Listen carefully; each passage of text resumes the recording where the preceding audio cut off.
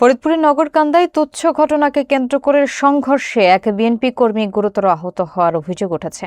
আহত অবস্থায় তাকে প্রথমে উপজেলা স্বাস্থ্য কমপ্লেক্স এবং পরে ফরিদপুর মেডিকেল কলেজ হাসপাতালে ভর্তি করা হয়েছে। এ ঘটনাকে কেন্দ্র করে কয়েকটি বসতবাড়িতে ভাঙচুরের অভিযোগও পাওয়া গেছে। ইতিমধ্যে নগরকান্দা থানায় একটি মামলা দায়ের করা হয়েছে। বিস্তারিত দেখুন শাহাদাত হোসেনের প্রতিবেদনে।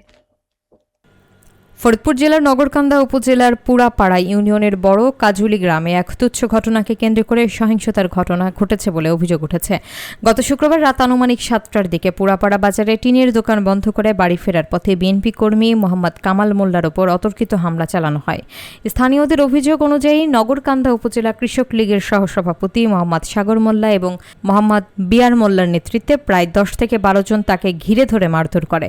এক পর্যায়ে ধারালো অস্ত্র দিয়ে তার মাথায় একাধিক আঘাত করা হয় এবং কিল ঘুষি মেরে রাস্তার পাশে ফেলে রাখা হয়।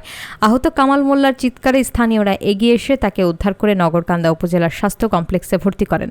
সেখানে কর্তব্যরত চিকিৎসক তার অবস্থাকে আশঙ্কাজনক বিবেচনায় ফরিদপুর মেডিকেল কলেজ হাসপাতালে রেফার করেন। বর্তমানে তিনি সেখানে চিকিৎসাধীন রয়েছেন এবং তার অবস্থা গুরুতর বলে জানানো হয়। এই ঘটনার পর হামলাকারীরা আরও ক্ষান্ত না হয়ে এলাকায় কয়েকটি বসতবাড়িতে ভাঙচুর চালায় বলে অভিযোগ রয়েছে। যাদের বাড়িতে ভাঙচুরের অভিযোগ করা হয়েছে তারা হলেন মোহন মোল্লা, মনির মোল্লা, সাজ্জাদ মোল্লা। ঘটনার ভিডিও চিত্র এবং ভুক্তভোগীদের সাক্ষাৎকার সংগ্রহ করা হয়েছে। এ বিষয়ে নগরকান্দা থানায় একটি মামলা দায়ের করা হয়েছে, যার মামলা নম্বর 16 এবং স্মারক নম্বর 226। শনিবার সকালে পরিস্থিতি শান্ত রাখতে পুরাপাড়া ইউনিয়ন পরিষদের চেয়ারম্যান আতাউর রহমান ফকির বাবু, ইউনিয়ন বিএনপির সিনিয়র সহসভাপতি মোহাম্মদ আব্দুল হাই খান সহ জনপ্রতিনিধি এবং স্থানীয় গণ্যমান্য ব্যক্তিরা ঘটনাস্থলে উপস্থিত হন।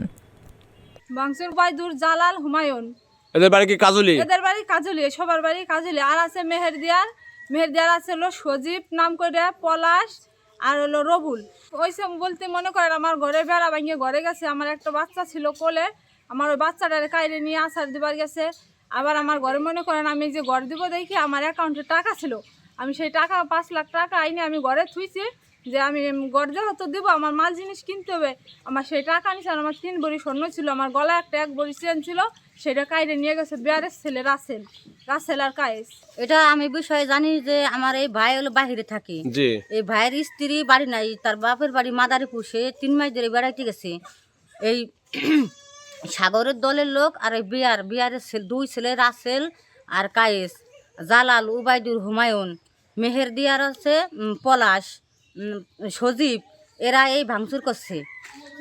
আপনাদের ভাঙচুরের ভিতরে কি কি ভাঙছে? আপনাদের ঘরের জানালা ভাঙছে, কারেন্টের মিটার ভাঙছে, বাথরুম ভাঙছে, ফ্রিজ ভাঙছে, জানলা ভেঙে ফ্রিজ ভাঙছে।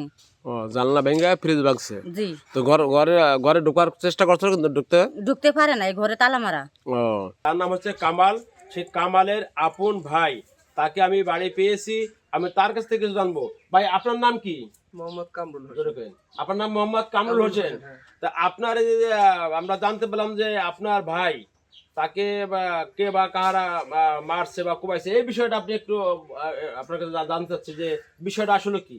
আমার ভাই টিনের ব্যবসা করি।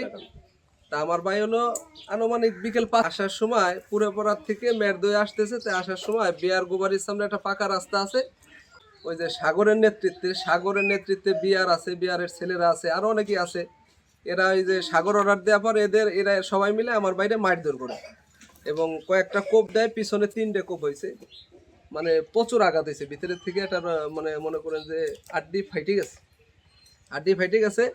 পরে ওইরকম মারধর করার পরে আমাদের এই পাড়ার একটা নিচে, কারণ আমাদের হলো গতকালকে ছিল শুক্রবার, ব্যাংক বন্ধ ছিল, ব্যাংকে টাকা রাখতে পারে নাই। 4,20,000 টাকা ছিল, স্যামসাং একটা ফোন ছিল, ওইগুলো সব নিয়ে গেছে। 4,20,000 বাহিনী সকাল আসছিল, তারা টোল দিয়ে চলে গেছে। সেনাবাহিনীর তাদের দায়িত্বরত সেনাবাহিনী তাদের দায়িত্বের কারণে এবং তাদের এখানে এসে টহল দেওয়ার কারণে, পুলিশ স্থায়ীভাবে এখানে থাকার কারণে নতুন করে কোনো ঘটনা আপাতত ঘটে নাই। কামাল হোসেন।